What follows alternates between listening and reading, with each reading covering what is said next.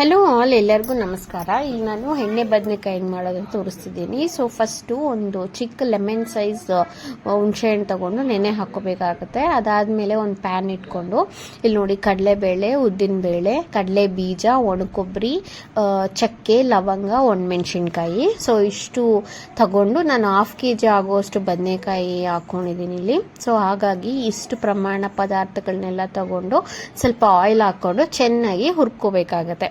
Low ಫ್ಲೇಮಲ್ಲಿ ಹುರ್ಕೊಳ್ಳೋದ್ರಿಂದ ಯಾವುದೇ ಥರ ಪದಾರ್ಥನೂ ಸೀದಲ್ಲ ಮತ್ತು ಎಲ್ಲ ಈಕ್ವಲ್ ಆಗಿ ಫ್ರೈ ಆಗುತ್ತೆ.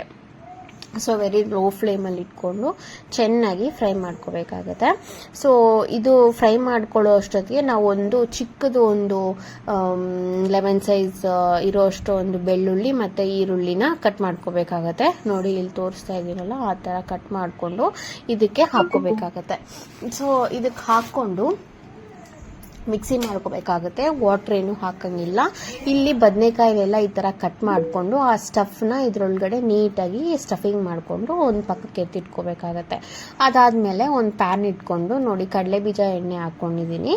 ಸೊ ಸ್ವಲ್ಪ ಕರ್ಬೇವಿನ ಸೊಪ್ಪು, ಆಯಿಲ್ ಹೀಟ್ ಆದಮೇಲೆ ಸ್ವಲ್ಪ ಕರ್ಬೇವಿನ ಸೊಪ್ಪು ಹಾಕಿ, ಅದಾದಮೇಲೆ ಈರುಳ್ಳಿ, ಅದಾದಮೇಲೆ ಟೊಮ್ಯಾಟೊ. ಸೊ ಇದು 1 by 1 ಹಾಕ್ಕೊಂಡು ಚೆನ್ನಾಗಿ ಫ್ರೈ ಮಾಡ್ಕೋಬೇಕಾಗತ್ತೆ. ಸೊ ಈ ಥರ ಫ್ರೈ ಮಾಡ್ಕೊಳ್ಳೋದ್ರಿಂದ ನಮ್ಮ ಗ್ರೇವಿಗೆ ಒಂದು ಬೇಸಾಗಿ ರೆಡಿ ಆಗುತ್ತೆ. ಸೊ ಈ ಥರ ಫ್ರೈ ಚೆನ್ನಾಗಿ ಮಾಡಿಕೊಂಡು ಇಲ್ಲಿ ನೋಡಿ ಟೊಮ್ಯಾಟೊ ಹಾಕ್ತಾ ಇದ್ದೀನಿ. ಸೊ ಇದು ಫ್ರೈ ಆದಮೇಲೆ ನಾವು ಆಲ್ರೆಡಿ ಸ್ಟಫ್ ಮಾಡ್ಕೊಂಡು ಇಟ್ಕೊಂಡಿರ್ತೀವಲ್ವ ಬ್ರಿಂಜಾಲು, ಸೊ ಅದನ್ನು ಹಾಕ್ಕೋಬೇಕಾಗತ್ತೆ. ಅದನ್ನು ಹಾಕ್ಕೊಂಡು ಸ್ವಲ್ಪ ಅರಿಶಿನ, ಸ್ವಲ್ಪ ಉಪ್ಪು, ಕಲ್ಲುಪ್ಪು, ಸೊ ಇದು ಹಾಕ್ಕೊಂಡು ಚೆನ್ನಾಗಿ ಫ್ರೈ ಆಯಿಲಲ್ಲಿ ಒಂದು 2 to 3 minutes ಫ್ರೈ ಮಾಡ್ಕೋಬೇಕಾಗತ್ತೆ. ಸೊ ಇದು ಫ್ರೈ ಮಾಡ್ಕೊಂಡಿದ್ದು ಆದಮೇಲೆ ಸೊ ಇದರೊಳಗಡೆ ಏನೇನು ಮಸಾಲೆ ಪದಾರ್ಥಗಳನ್ನ ಸೇರಿಸ್ಬೇಕು ಅಂತ ಅಂದ್ಬಿಟ್ಟು ನೋಡೋಣ. ಸೊ ಇದು ಸ್ವಲ್ಪ ಹೊತ್ತು ಆಯಿಲಲ್ಲಿ ಫ್ರೈ ಆಗಬೇಕು. ಬದನೆಕಾಯಿ ಎಲ್ಲ ಚೆನ್ನಾಗಿ ಫ್ರೈ ಆದರೆ ಅದರ ಫ್ಲೇವರ್ ಬಿಟ್ಕೊಂಡು ಚೆನ್ನಾಗಿರುತ್ತೆ. ಸೊ ಇವಾಗ ಇದಕ್ಕೆ ಧನಿಯಾ ಪುಡಿ ಒಂದು ಟೇಬಲ್ ಸ್ಪೂನು, ಗರಂ ಮಸಾಲ ಪುಡಿ ಒಂದು 1/2 teaspoon, ಅಚ್ಕಾರದ ಪುಡಿ 1 teaspoon. ಆಲ್ರೆಡಿ ನಾವು ಒಣಮೆಣಸಿನ್ಕಾಯಿ ಯೂಸ್ ಮಾಡಿರೋದ್ರಿಂದ ಖಾರ ಇರುತ್ತೆ.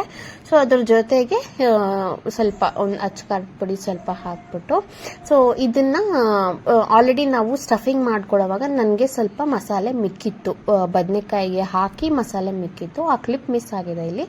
ಅದನ್ನು ಹಾಕಿ ಚೆನ್ನಾಗಿ ಆಯಿಲಲ್ಲಿ ಫ್ರೈ ಮಾಡಿದ ಆದಮೇಲೆ ಎಲ್ಲ ಮಸಾಲೆ ಎಲ್ಲ ಬದನೆಕಾಯಿಗೆ ಹಿಡ್ಕೊಂಡಿದೆ ಅಂತ ಅಂದ್ಕೊಂಡ್ಮೇಲೆ ನೋಡಿ ಹುಣಸೆ ಹಣ್ಣು ರಸ ಅವಾಗಲೇ ಎತ್ತಿಟ್ಟಿದ್ವಲ್ವ, ಸೊ ಆ ಹುಣಸೆ ಹಣ್ಣು ರಸ ಇದರಲ್ಲಿ ಹಾಕಿ ಚೆನ್ನಾಗಿ ಮಿಕ್ಸ್ ಮಾಡಿಕೊಂಡು ಒಂದು 2 minutes ಆಯಿಲಲ್ಲೇ ಫ್ರೈ ಆದಮೇಲೆ ನಮ್ಗೆ ಎಷ್ಟು ಗ್ರೇವಿ ಕನ್ಸಿಸ್ಟೆನ್ಸಿ ಬೇಕೋ ಅಷ್ಟು ಗ್ರೇವಿ ಕನ್ಸಿಸ್ಟೆನ್ಸಿ ಇಟ್ಕೊಂಡು ಬದನೆಕಾಯಿ ಬೇಯಿಸ್ಕೊಂಡ್ರೆ ಚೆನ್ನಾಗಿರುತ್ತೆ.